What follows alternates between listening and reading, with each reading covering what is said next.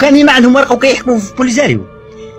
نقول لك الجزائريين ولا تندوف اكبرهم وزير الدفاع محمد لامين البوهالي ولد تندوف، اخبارهم الصحراء. عبد الله الحبيب البلال ولد تندوف. مريم السالك حماده من تندوف.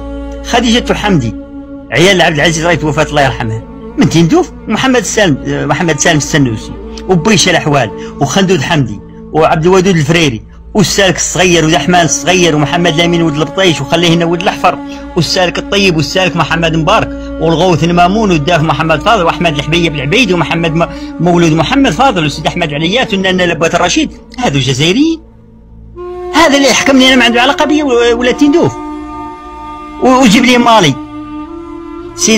جيب لي مالي فاطمه المهيدي وجيب لي حضي التارقي من مالي وتجيب لي من موريتانيا خليل سيد احمد والوزير الخارجيه اللي توفى اللي كان محمد خداد والسنيه احمد مرحبا والسيد وقاق وسلامه بريكه وابي بشراي البشير والعزه بويب ومحمد لامين وليده واحمد السلامه بريكه والكنتي محمد ناجم مومو والبو عمار حولي والطالب عمر الديه ومحمد لامين ديدي ومدي حياي ومال علي الشيخ الكبير والسالك بابويه والقائله تطوم.